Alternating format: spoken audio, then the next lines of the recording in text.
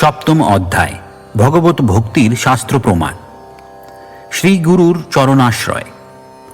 শ্রীমদ্ ভাগবতের একাদশ স্কন্ধে স্কন্ধ 11 অধ্যায় 3 শ্লোক নম্বর 21 ঋষি প্রবুদ্ধ মহারাজ নিমিকে বলছেন, হে রাজন, নিশ্চিতভাবে জেনে রাখুন যে প্রাকৃত জগতে সুখের লেশমাত্রও নেই। এই দুঃখময় স্থানে সুখের প্রতীতি কেবল ভ্রমমাত্র।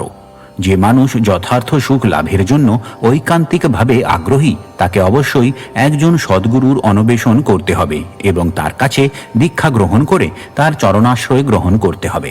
যথার্থ সদ্গুরু হচ্ছেন তিনি, যিনি স্বয়ং যুক্তি ও তর্কের দ্বারা শাস্ত্রের সিদ্ধান্তে নিষ্ণাত এবং যিনি অপরকে সেই সিদ্ধান্তে প্রত্যয় উৎপাদন করতে সমর্থ, যিনি সব রকম জাগতিক কামনা বাসনা পরিত্যাগ করে পরমেশ্বর ভগবানের শরণাগত হয়েছেন, সেই মহাপুরুষই যথার্থ সদ্গুরু। পরমানন্দ লাভ করাই হচ্ছে মানব জীবনের উদ্দেশ্য। সুতরাং প্রতিটি মানুষের কর্তব্য হচ্ছে সদ্গুরুর শরণাপন্ন হওয়া। এই শ্লোকের তাৎপর্য হচ্ছে, শাস্ত্র সম্বন্ধে যার কোনো রকম জ্ঞান নেই, যে শাস্ত্রের নির্দেশ অনুসারে আচরণ করে না, যার চরিত্র সন্দেহজনক, যে ভগবত ভক্তির অনুশীলন করে না, অথবা যে ষড়রিপুর প্রভাব থেকে মুক্ত হতে পারেনি, সেই রকম কোনো মহামূর্খকে গুরু বলে বরণ করা উচিত নয়। জড় ইন্দ্রিয় সুখ উপভোগের 6টি মাধ্যম হচ্ছে জিহ্বা, উপস্থ, উদর, ক্রোধ, মন ও বাক্য। ইন্দ্রিয়ের এই 6টি বেগ যিনি দমন করতে সমর্থ, তিনি হচ্ছেন যথার্থ গুরু এবং তিনি সমস্ত পৃথিবী জুড়ে শিষ্য গ্রহণ করতে পারেন। এই ধরনের সদ্গুরুর শ্রীপাদপদ্মের আশ্রয় গ্রহণ করা আধ্যাত্মিক জীবনের উন্নতি সাধনের প্রামাণিক পন্থা। সদ্গুরুর আশ্রয় লাভ করেছেন যে ভাগ্যবান, তিনি নিশ্চিতভাবে এই ভববন্ধন থেকে মুক্ত হবেন। সদ্গুরুর কাছ থেকে দীক্ষা গ্রহণ এবং তার কাছ থেকে শিক্ষা লাভ। ঋষি প্রবুদ্ধ মহারাজ নিমিকে আরও বলেন, হে রাজন, শিষ্য শ্রী গুরুদেবকে কেবল গুরুরূপেই স্বীকার করবেন না, তাকে পরমেশ্বর ভগবানের প্রতিনিধি পরমাত্মারূপে দর্শন করা উচিত। অর্থাৎ শিষ্যের কর্তব্য হচ্ছে শ্রী গুরুদেবকে পরমেশ্বর ভগবান বলে মনে করা, কেননা তিনি হচ্ছেন শ্রীকৃষ্ণের বাহ্য প্রকাশ। সমস্ত শাস্ত্রে এই কথা বলা হয়েছে এবং শিষ্যের কর্তব্য হচ্ছে সেইভাবে শ্রী গুরুদেবকে গ্রহণ করা। গভীর নিষ্ঠা সহকারে শ্রীমদ্ ভাগবত পাঠ করা উচিত এবং শ্রী গুরুদেবের প্রতি গভীরভাবে শ্রদ্ধাপরায়ণ হওয়া উচিত। শ্রীমদ্ ভাগবত শ্রবণ ও কীর্তন রূপ ধর্মপন্থা অবলম্বন করার ফলে ভগবত সেবা ও ভগবত প্রেম লাভ করা যায়। শিষ্যের কর্তব্য হচ্ছে শ্রী গুরুদেবের সন্তুষ্টি বিধানের জন্য সর্বক্ষণ সচেষ্ট থাকা, তাহলে তার পক্ষে দিব্য জ্ঞান লাভ করা অত্যন্ত সুলভ হবে। বেদে তা প্রমাণিত হয়েছে এবং শ্রীল রূপ গোস্বামী তা পুনরায় বিশ্লেষণ করবেন। শ্রী গুরুদেব ও শ্রীকৃষ্ণের প্রতি যিনি অবিচলিতভাবে শ্রদ্ধাপরায়ণ, তার হৃদয়ে সমস্ত তত্ত্ব আপনা থেকেই অনায়াসে স্ফুরিত হয়। শ্রদ্ধা ও বিশ্বাস সহকারে গুরু সেবা। শ্রী গুরুদেবের কাছ থেকে শিক্ষাপ্রাপ্তি সম্বন্ধে শ্রীমদ্ ভাগবতের একাদশ স্কন্ধে অধ্যায় 17 শ্লোক নম্বর 27 শ্রীকৃষ্ণ বলছেন, প্রিয় উদ্ধব, শ্রী গুরুদেবকে কেবল আমার প্রতিনিধি বলেই মনে করা উচিত নয়, পরন্তু তাকে আমার স্বরূপ বলে জানবে। কখনো তাকে অবজ্ঞা করবে না এবং তাকে একজন সাধারণ মানুষ বলে মনে করবে না। একজন সাধারণ মানুষের প্রতি মানুষ যেমন ঈর্ষাপরায়ণ হয়, গুরুদেবের প্রতি কখনো সেইভাবে ঈর্ষাপরায়ণ হওয়া উচিত নয়। গুরুতে সর্বদেবতার অধিষ্ঠান বলে জানবে এবং তাই গুরুদেবকে সেবা করার ফলে সমস্ত দেবতাদের সেবা করা হয়। মহাজনদের পদাঙ্ক অনুসরণ। স্কন্দ পুরাণে নির্দেশ দেওয়া হয়েছে, ভক্তের কর্তব্য হচ্ছে পূর্বতন আচার্য ও মহাত্মাদের পদাঙ্ক অনুসরণ করা, কারণ তাদের অনুসরণ করার ফলে অভীষ্ট সিদ্ধ হয় এবং তখন আর বিভ্রান্ত হয়ে শোকগ্রস্ত হওয়ার সম্ভাবনা থাকে না। ব্রহ্মজামল শাস্ত্রে বলা হয়েছে, কেউ যদি শাস্ত্রের নির্দেশ অনুসারে আচরণ না করে মহান ভক্ত হওয়ার অভিনয় করে, তাহলে সে কখনো ভগবত ভক্তির পথে উন্নতি সাধন করতে পারে না। পক্ষান্তরে সে কেবল ঐকান্তিকভাবে আগ্রহী সাধক ভক্তদের সাধন মার্গে উৎপাতের সৃষ্টি করে। যারা নিষ্ঠা সহকারে শাস্ত্রের নির্দেশ অনুসরণ করে না, তাদের সাধারণত সহজিয়া বলা হয়, অর্থাৎ যারা মনে করে যে সব কিছুই অত্যন্ত সস্তা এবং তারা তাদের মন গড়া সমস্ত ধারণার সৃষ্টি করে এবং তারা কখনো শাস্ত্রের বিধিনিষেধগুলি অনুসরণ করে না। এই সমস্ত মানুষেরা ভগবত ভক্তির পথে কেবল উৎপাতই সৃষ্টি করে। এই বিষয়ে শাস্ত্র অবজ্ঞাকারী অভক্তরা তর্ক করতে পারে, তার একটি দৃষ্টান্ত বৌদ্ধ দর্শনে পাওয়া যায়। ভগবান বুদ্ধ অতি সম্ভ্রান্ত সক্রিয় রাজপরিবারে জন্মগ্রহণ করেছিলেন, কিন্তু তার দর্শন বৈদিক সিদ্ধান্তের অনুগামী ছিল না এবং তাই তত্ত্বদ্রষ্টা পুরুষেরা তা প্রত্যাখ্যান করেন। মহারাজ অশোকের পৃষ্ঠপোষকতায় বৌদ্ধ ধর্ম সমস্ত ভারতবর্ষে ও পার্শ্ববর্তী দেশগুলিতে প্রচারিত হয়, কিন্তু মহান আচার্য শঙ্করাচার্যের আবির্ভাবের পর এই বৌদ্ধ ধর্ম প্রকৃতপক্ষে যা হচ্ছে প্রচ্ছন্ন নাস্তিক্যবাদ ভারতবর্ষ থেকে সম্পূর্ণরূপে বিতাড়িত হয়। বৌদ্ধ ধর্মাবলম্বীরা যদিও শাস্ত্র নির্দেশ অনুসরণ করে না, তবুও তারা দাবি করে বুদ্ধদেবের অনেক ভক্ত তার প্রতি তাদের ভক্তি প্রদর্শন করে এবং তাই তাদের ভক্ত বলেই গণ্য করা উচিত। এর উত্তরে শ্রীল রূপ গোস্বামী বলেছেন যে বুদ্ধদেবের অনুগামীরা ভক্ত পর্যায়ভুক্ত নয়। বুদ্ধদেব যদিও ছিলেন পরমেশ্বর ভগবান শ্রীকৃষ্ণের অবতার, কিন্তু তার অনুগামীরা বৈদিক তত্ত্বদর্শন বিহীন হওয়ার ফলে পরমার্থ সম্বন্ধে অজ্ঞান। বৈদিক শাস্ত্র অধ্যয়ন করার ফলে পরমেশ্বর ভগবানের পরম ঈশ্বরত্ব সম্বন্ধে অবগত হওয়া যায়। তাই সে সমস্ত ধর্ম পরমেশ্বর ভগবানের পরম ঈশ্বরত্ব স্বীকার করে না। সেগুলি ধর্ম নয়, সেগুলি হচ্ছে নাস্তিক্যবাদ। নাস্তিকতার অর্থ বেদের প্রামাণিকত্ব অস্বীকার করা এবং যে সমস্ত মহান আচার্য জনসাধারণের মঙ্গলের জন্য বৈদিক শাস্ত্রজ্ঞান শিক্ষাদান করেন তাদের অবজ্ঞা করা। শ্রীমদ্ ভাগবতে বুদ্ধদেবকে শ্রীকৃষ্ণের অবতার বলে স্বীকার করা হয়েছে, কিন্তু সেই শ্রীমদ্ ভাগবতেই আবার বলা হয়েছে যে নাস্তিক মানুষদের মোহিত করবার জন্য বুদ্ধদেব আবির্ভূত হয়েছিলেন। তাই তার শিক্ষা কেবল নাস্তিকদের বিমোহিত করার জন্যই, পরমার্থ সাধনে ঐকান্তিকভাবে আগ্রহী মানুষদের জন্য নয়। যদি কেউ জিজ্ঞাসা করেন শ্রীকৃষ্ণ কেন তাহলে নাস্তিক্যবাদ প্রচার করলেন, তার উত্তরে বলা হয়েছে যে বেদের নামে তখন যে অসংখ্য পশু বলি হচ্ছিল তা বন্ধ করার জন্য পরমেশ্বর ভগবান বেদের নিন্দা করে তথাকথিত অহিংসার বাণী প্রচার করেছিলেন। সেই সময় ব্রাহ্মণেরা বেদবিহিত যজ্ঞের নাম করে অসংখ্য পশু হত্যা করছিল এবং পশুর মাংস আহার করছিল। তাই বুদ্ধদেব সেই সমস্ত অধঃপতিত মানুষদের এইভাবে বেদের নামে পাশবিক আচরণ থেকে রক্ষা করার জন্য অবতরণ করেছিলেন। আর তাছাড়া নাস্তিকদের জন্য তিনি নাস্তিক্যবাদ প্রচার করেছিলেন, যাতে তারা তার অনুগামী হয় এবং তার ফলে পরোক্ষভাবে কৃষ্ণ ভক্তে পরিণত হয়। সৎধর্ম সম্বন্ধে জিজ্ঞাসা। নারদীয় পুরাণে বলা হয়েছে কেউ যদি ভগবত ভক্তি সম্বন্ধে ঐকান্তিকভাবে আগ্রহী হয় তাহলে আর অভিলাষিত সর্ব অর্থ অচিরেই সিদ্ধ হয়। কৃষ্ণার্থে ভোগাদি ত্যাগ। পদ্মপুরাণে বলা হয়েছে যে মানুষ প্রাকৃত ইন্দ্রিয় তৃপ্তি ত্যাগ করে ভগবত ভক্তির পন্থা অঙ্গীকার করেছেন তার জন্য বিষ্ণু লোকের সমস্ত ঐশ্বর্য প্রতীক্ষা করছে। পুণ্যভূমিতে বাস। স্কন্দ পুরাণে বলা হয়েছে কেউ যদি 1 বছর 6 মাস 1 মাস অথবা 1 পক্ষ দ্বারকাতে বাস করেন তাহলে তিনি বৈকুণ্ঠ লোকে উন্নীত হন এবং ভগবানের পার্শ্বদত্ত লাভ করে সারূপ্য মুক্তি নারায়ণের মতো চতুর্ভুজ রূপ প্রাপ্ত হন। ব্রহ্মপুরাণে বলা হয়েছে ভগবান জগন্নাথের 80 বর্গমাইল ব্যাপী পুরুষোত্তম ক্ষেত্রের মাহাত্ম্য যথাযথভাবে বর্ণনা করা সম্ভব নয়। স্বর্গের দেবতারাও জগন্নাথপুরীর অধিবাসীদের বৈকুণ্ঠবাসীদের মতো চতুর্ভুজ রূপে দর্শন করেন। নৈমিষারণ্যে সমস্ত মহর্ষিরা যখন সমবেত হয়েছিলেন শ্রীল সূত গোস্বামী তখন শ্রীমদ্ ভাগবত শোনাচ্ছিলেন এবং সেখানে গঙ্গার মাহাত্ম্য বর্ণনা করে বলা হয়, গঙ্গার জল সর্বদাই শ্রীকৃষ্ণের শ্রীপাদপদ্মে অর্পিত তুলসীর সৌরভ বহন করছে এবং এইভাবে গঙ্গার জল ভগবান শ্রীকৃষ্ণের মহিমা প্রচার করে প্রবাহিত হচ্ছে। যেখানেই গঙ্গার জল প্রবাহিত হচ্ছে সেখানে সবকিছুই বাহ্যিক ও আন্তরিকভাবে পবিত্র হয়ে যায়। আবশ্যকতা অনুসারে গ্রহণ। নারদীয় পুরাণে বলা হয়েছে ভগবত ভক্তি অনুশীলনে ঐকান্তিকভাবে আগ্রহীর পক্ষে প্রয়োজনের অতিরিক্ত কোনো কিছু গ্রহণ করা উচিত নয়, অর্থাৎ ভক্তির বিধানের উপেক্ষা করা উচিত নয়। যা তিনি সহজভাবে পালন করতে সমর্থ নন সেই সমস্ত বিধান গ্রহণ করা উচিত নয়। দৃষ্টান্ত স্বরূপ বলা যায় ভক্তের উচিত প্রতিদিন জপমালায় 1,00,000 নাম জপ করা, কিন্তু তা যদি সম্ভব না হয় তাহলে তার সামর্থ্য অনুযায়ী তিনি কম সংখ্যক নাম জপ করতে পারেন। সাধারণত আমি আমার শিষ্যদের অন্ততপক্ষে 25,000 নাম জপ করার নির্দেশ দিয়েছি এবং এই 25,000 নাম তাদের অবশ্যই জপ করতে হয়। কিন্তু কেউ যদি 25,000 নাম জপ করতেও না পারে তাহলে অবশ্যই তাকে সেই জপ পরের দিন পূর্ণ করতে হবে। এই নির্দেশ অনুসরণে সকলকে অবশ্যই দৃঢ় প্রতিজ্ঞ হতে হবে। যদি কেউ দৃঢ়তার সঙ্গে তা না করে তাহলে সে প্রমাদগ্রস্ত হবে।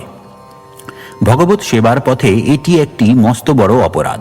আমরা যদি অপরাধ মুক্ত না হই তাহলে আমরা ভগবত ভক্তির মার্গে উন্নতি সাধন করতে পারব না। নিজের যোগ্যতা অনুসারে নিয়ম করে যদি অবিচলিতভাবে তা পালন করা হয় তাও ভালো। তার ফলে পারমার্থিক জীবনে উন্নতি লাভ করা যায়। একাদশী ব্রত পালন। ব্রহ্মবৈবর্ত পুরাণে বলা হয়েছে যে একাদশীর 3 উপবাস করলে সমস্ত পাপ থেকে মুক্ত হয়ে আত্যন্তিক পুণ্য লাভ করা যায়। একাদশীর দিন উপবাস করাটাই মুখ্য উদ্দেশ্য নয়। মুখ্য উদ্দেশ্য হচ্ছে গোবিন্দ বা শ্রীকৃষ্ণের প্রতি অধিক শ্রদ্ধা ও প্রেমপরায়ণ হওয়া। একাদশীর দিন উপবাস করার মুখ্য উদ্দেশ্য হচ্ছে শারীরিক আবশ্যকতাগুলি খর্ব করে ভগবানের মহিমা কীর্তন এবং অন্যভাবে ভগবানের সেবা করে সময়ের সদ্ব্যবহার করা। উপাসের দিন নিরন্তর গোবিন্দের লীলা স্মরণ এবং তার দিব্য নাম শ্রবণ করাই হচ্ছে সর্বোত্তম। অশ্বখ আদি বৃক্ষকে সম্মান প্রদর্শন। স্কন্দপুরাণে বলা হয়েছে যে তুলসী আমলকি বৃক্ষে জলসেচন করা উচিত, গাভী ও ব্রাহ্মণদের সম্মান ও পূজা করা উচিত এবং শ্রদ্ধা সহকারে বৈষ্ণবদের দণ্ডবৎ প্রণতি নিবেদন করা উচিত এবং তাদের ধ্যান করা উচিত। এই সমস্ত আচরণ ভক্তকে তার প্রাকৃত পাপকর্মের ফল থেকে মুক্ত হতে সাহায্য করে। অভক্ত সঙ্গ ত্যাগ। শ্রী চৈতন্য মহাপ্রভুকে একবার তার এক গৃহস্থ ভক্ত বৈষ্ণব আচার সম্বন্ধে প্রশ্ন করেন। তার উত্তরে শ্রী চৈতন্য মহাপ্রভু বলেন যে বৈষ্ণবের কর্তব্য হচ্ছে সর্বক্ষণ অভক্ত সঙ্গ থেকে দূরে থাকা। তারপর তিনি বিশ্লেষণ করেন যে অভক্ত 2 রকমের। এক শ্রেণীর অভক্ত হচ্ছে কৃষ্ণ বিদ্বেষী এবং অপর শ্রেণী হচ্ছে বিষয়ী। পক্ষান্তরে বলা যায় যে ইন্দ্রিয় তৃপ্তির অভিলাষী ও ভগবান শ্রীকৃষ্ণের বিরোধী হচ্ছে অবৈষ্ণব এবং কখনোই তাদের সঙ্গ করা উচিত নয়। কাত্যায়ন সংহিতায় বলা হয়েছে যে জ্বলন্ত আগুনের মধ্যে লোহার খাঁচায় থাকাও বরং ভালো, কিন্তু কৃষ্ণ বিদ্বেষী অভক্তের সঙ্গ করা উচিত নয়। তেমনি বিষ্ণু রহস্যে বলা হয়েছে যে বিষয় বাসনার দ্বারা প্রভাবিত হয়ে নানা দেবদেবীর উপাসকদের সহবাস করার থেকে সর্প, ব্যাঘ্র অথবা কুমিরকে আলিঙ্গন করা অনেক ভালো। শাস্ত্রে ভিন্ন ভিন্ন প্রাকৃত অভিলাষ পূর্ণ করার জন্য নানা দেবদেবীর উপাসনা করার কথা বলা হয়েছে। যেমন সুন্দরী স্ত্রী লাভের জন্য পার্বতীর এবং বিদ্যা লাভের জন্য সরস্বতীর আরাধনা করার নির্দেশ দেওয়া হয়েছে। এইভাবে শ্রীমদ্ ভাগবতে নানা রকম কামনা বাসনা চরিতার্থ করার জন্য বিভিন্ন দেবদেবীর উপাসনা করার উল্লেখ রয়েছে। এই সমস্ত উপাসকদের যদিও আপাত দৃষ্টিতে সেই সমস্ত দেবদেবীদের মহান ভক্ত বলে মনে হয়, কিন্তু প্রকৃতপক্ষে তারা হচ্ছে অভক্ত। কোনো অবস্থাতেই তাদের ভক্ত বলে মনে করা উচিত নয়। মায়াবাদীরা বলে যে কোনো রূপের উপাসনা করা যায়, কেননা চরমে লক্ষ্য একই। যে কোনো রূপে উপাসনা করলেই পরিণামে ভগবানকে পাওয়া যায়। কিন্তু ভগবদ্গীতায় স্পষ্টভাবে বলা হয়েছে যে দেবদেবীর উপাসকেরা অবশেষে দেবদেবীদের লোকে উন্নীত হয়, কিন্তু ভগবত ভক্ত বৈকুণ্ঠ লোকে প্রবিষ্ট হন। দেব উপাসকদের গীতায় যথেষ্ট নিন্দা করা হয়েছে। সেখানে বলা হয়েছে যে অত্যধিক কামনা বাসনার ফলে যাদের বুদ্ধি বিনিষ্ট হয়েছে তারাই বিভিন্ন দেবদেবীর পূজা করে। তাই বিষ্ণু রহস্যে এই সমস্ত দেবদেবীর উপাসকদের ঘোর ভর্ৎসনা করে বলা হয়েছে যে এই সমস্ত দেব উপাসকদের সঙ্গে সঙ্গ করার থেকে বরং ভয়ঙ্কর জন্তুদের সঙ্গে থাকাও ভালো। অযোগ্য শিষ্য গ্রহণ না করা, বড় মন্দির নির্মাণের প্রয়াস না করা এবং বহু গ্রন্থ পাঠ না করা। আর একটি নিয়ম হচ্ছে যে বহু শিষ্য গ্রহণ করলেও করা যেতে পারে, কিন্তু কখনোই এই রকম আচরণ করা উচিত নয় যার ফলে কোনো কাজের জন্য অথবা কৃপা লাভের জন্য কোনো শিষ্যের অধীন হয়ে পড়তে হয়। নতুন মন্দির নির্মাণ করার জন্য অধিক উদ্যম করাও উচিত নয় এবং ভক্তিবর্ধক গ্রন্থ ব্যতীত অন্য কোনো রকম পুস্তক পাঠ করা উচিত নয়। প্রকৃতপক্ষে কেউ যদি যত্ন সহকারে ভগবত গীতা, শ্রীমদ্ ভাগবত, শ্রী চৈতন্য মহাপ্রভুর শিক্ষা ও এই ভক্তি রসামৃত সিন্ধু গ্রন্থ পাঠ করেন তাহলেই তিনি কৃষ্ণ ভাবনামৃত বিজ্ঞান সম্বন্ধে যথেষ্ট জ্ঞান লাভ করতে পারেন। তখন আর অন্য কোনো গ্রন্থ পাঠ করার কষ্ট স্বীকার করতে হয় না। শ্রীমদ্ ভাগবতের 7ম স্কন্ধে স্কন্ধ অধ্যায় 7-13 শ্লোক নম্বর 8 শ্রী নারদমুনি মহারাজ যুধিষ্ঠিরের সঙ্গে বিভিন্ন বর্ণ ও আশ্রমের কর্তব্য সম্বন্ধে বর্ণনা করার সময় বিশেষ করে সন্ন্যাসীদের কর্তব্য সম্বন্ধে বর্ণনা করে বলেন যে অযোগ্য ব্যক্তিদের শিষ্যরূপে গ্রহণ করা সন্ন্যাসীদের উচিত নয়। সন্ন্যাসীর কর্তব্য হচ্ছে সবার আগে পরীক্ষা করে দেখা উচিত যে শিষ্য হওয়ার অভিলাষী ব্যক্তি ঐকান্তিকভাবে কৃষ্ণ ভক্তি লাভে প্রয়াসী কিনা। তা যদি না হয় তাহলে তাকে শিষ্যত্বে বরণ করা উচিত নয়। কিন্তু শ্রী চৈতন্য মহাপ্রভুর অহৈতুকী কৃপা এতই অসীম যে তিনি সমস্ত সদ্গুরুদের সর্বত্র কৃষ্ণ ভাবনামৃত প্রচার করার আদেশ দিয়েছেন। তাই শ্রী চৈতন্য মহাপ্রভুর পরম্পরায় সন্ন্যাসীরাও কৃষ্ণ ভাবনার অমৃতবাণী প্রচার করেন, এবং যদি কেউ ঐকান্তিকভাবে শিষ্য হতে ইচ্ছুক হয় তাহলে সন্ন্যাসী তাকে শিষ্যত্বে বরণ করেন। শিষ্য সংখ্যা না বাড়ালে কৃষ্ণ ভাবনামৃত আন্দোলনের ব্যাপক প্রসার হওয়া সম্ভব নয়। তাই কখনো কখনো শ্রী চৈতন্য মহাপ্রভুর অনুগামী সন্ন্যাসীরা বিপদের সম্ভাবনা থাকা সত্ত্বেও এমন অনেক মানুষকে শিষ্যত্বে বরণ করেন যারা শিষ্য হওয়ার পূর্ণ যোগ্যতা অর্জন করেনি। এই ধরনের সদ্গুরুর কৃপায় ধীরে ধীরে অযোগ্য শিষ্য ভক্তিমার্গে উন্নতি লাভ করে। কিন্তু কেউ যদি কেবল মিথ্যা সম্মান লাভের জন্য, যশবৃদ্ধির জন্য শিষ্য সংখ্যা বাড়ায়, তবে সে অবশ্যই কৃষ্ণ ভাবনাময় অমৃতময় মার্গ থেকে অধঃপতিত হবে। তেমনি আবার নিজের পণ্ডিত্য জাহির করে বিভিন্ন জায়গায় ভাষণ দিয়ে নাম কেনার জন্য বহু গ্রন্থ পাঠ করা সদ্গুরুর উচিত নয়। এই সমস্ত রোগ বর্জন করা উচিত। আরও বলা হয়েছে যে মন্দির বানাতে সন্ন্যাসীদের উৎসাহী হওয়া উচিত নয়। আমরা দেখতে পাই যে শ্রী চৈতন্য মহাপ্রভুর অনুগামী বিভিন্ন আচার্যরা মন্দির তৈরি করতে খুব একটা উৎসাহী ছিলেন না। কিন্তু কেউ যদি মন্দির তৈরি করার কাজে সাহায্য করবার জন্য এগিয়ে আসেন তাহলে অনুৎসাহী আচার্য সেই সেবককে বহু ব্যয়সাধ্য মন্দির নির্মাণ করতে অনুমতি দেন। মুঘল সম্রাট আকবরের সেনাপতি মানসিংহ শ্রীল রূপ গোস্বামীর সেবা করতে চেয়েছিলেন। তাই শ্রীল রূপ গোস্বামী তাকে বহু ব্যয়সাধ্য বিশাল গোবিন্দজির মন্দির নির্মাণ করতে আদেশ দেন। সুতরাং স্বয়ং মন্দির তৈরি করার দায়িত্ব সদ্গুরুর গ্রহণ করা উচিত নয়। কিন্তু কোনো বিত্তশালী মানুষ যদি শ্রীকৃষ্ণের সেবায় তার অর্থ ব্যয় করতে চান, তখন শ্রীল রূপ গোস্বামীর মতো আচার্য তার সেই অর্থ ভগবানের সুন্দর মন্দির নির্মাণের সেবায় উপযোগ করতে পারেন। দুর্ভাগ্যবশত কখনো কখনো গুরু হওয়ার অযোগ্য ব্যক্তিরাও ধনাঢ্য পুরুষদের কাছ থেকে মন্দির নির্মাণ করবার জন্য অর্থ ভিক্ষা করে। অযোগ্য গুরু এই ধন বাস্তবিক প্রচার কার্যে প্রয়োগ না করে কেবল আরামে থাকবার জন্য বড় বড় মন্দির তৈরি করে। সেটি মস্ত বড় অপরাধ। পক্ষান্তরে বলা যায় যে তথাকথিত পারমার্থিক উন্নতির নামে মন্দির বানাতে উৎসাহী হওয়া সদ্গুরুর উচিত নয়। তার প্রথম ও প্রধান কর্তব্য হচ্ছে ভগবানের বাণী প্রচার করা। এই সম্বন্ধে শ্রীল ভক্তি সিদ্ধান্ত সরস্বতী গোস্বামী মহারাজ নির্দেশ দিয়ে গেছেন যে গুরুর কর্তব্য হচ্ছে গ্রন্থ প্রকাশ করা।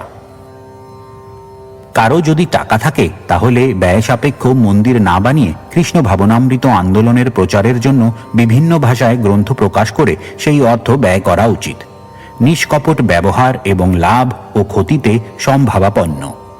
পদ্ম পুরাণে বলা হয়েছে, ভগবত ভক্তিপরায়ণ ব্যক্তির পক্ষে জাগতিক লাভ বা ক্ষতিতে কখনো বিচলিত হওয়া উচিত নয়। ভোজন ও আচ্ছাদন সাধনকারী বস্তুর অপ্রাপ্তিতে বা প্রাপ্ত বস্তুর বিনাশে বিহ্বল চিত্ত না হয়ে কেবল ভগবানকেই স্মরণ করা উচিত। অর্থাৎ প্রতিটি বদ্ধ জীবই সর্বক্ষণ জড়জাগতিক কার্যকলাপের চিন্তায় মগ্ন। এই সমস্ত চিন্তা থেকে মুক্ত হয়ে সম্পূর্ণভাবে কৃষ্ণ ভাবনায় মগ্ন হওয়া উচিত। পূর্বে বিশ্লেষণ করা হয়েছে যে কৃষ্ণ ভাবনামৃতের প্রধান সিদ্ধান্ত হচ্ছে সর্বক্ষণ শ্রীকৃষ্ণের কথা চিন্তা করা। প্রাপ্ত বস্তুর বিনাশে বিচলিত না হয়ে মনকে সর্বক্ষণ ভগবানের চরণারবিন্দে নিবদ্ধ রাখাই কর্তব্য। কখনোই শোক ও মোহের দ্বারা বশীভূত হওয়া ভক্তের উচিত নয়। পদ্মপুরাণে বলা হয়েছে, শোক ও মোহের দ্বারা যাদের চিত্ত বিমোহিত হয়েছে তাদের হৃদয়ে শ্রীকৃষ্ণ কখনোই প্রকাশিত হন না। অন্য দেবদেবীদের অসম্মান করা উচিত নয়। দেবতাদের ভক্ত না হওয়ার অর্থ এই নয় যে তাদের প্রতি অসম্মান প্রদর্শন করতে হবে।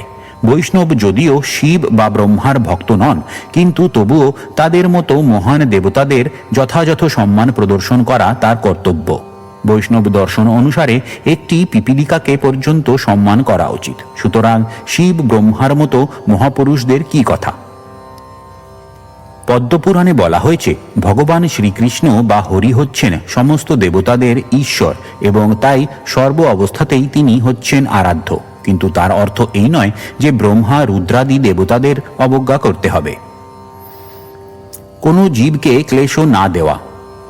মহাভারতে বলা হয়েছে, যে মানুষ অন্য কোনো জীবকে উত্ত্যক্ত করে না অথবা ক্লেশ দেয় না, যিনি সকলকে পুত্রবৎ দর্শন করেন, যার হৃদয় নির্মল, তিনি অচিরেই পরমেশ্বর ভগবানের কৃপা লাভ করেন। আজকের তথাকথিত সভ্য সমাজে কখনো কখনো পশু হিংসার বিরুদ্ধে প্রতিবাদ হয়, কিন্তু কসাইখানাগুলিতে প্রতিদিন লক্ষ লক্ষ নিরীহ পশু হত্যা হচ্ছে। বৈষ্ণবের মনোভাব সেই রকম নয়। বৈষ্ণব কখনো পশু হত্যা বরদাস্ত করেন না এবং তিনি কখনোই কাউকে কোনো রকম ক্লেশও দেন না।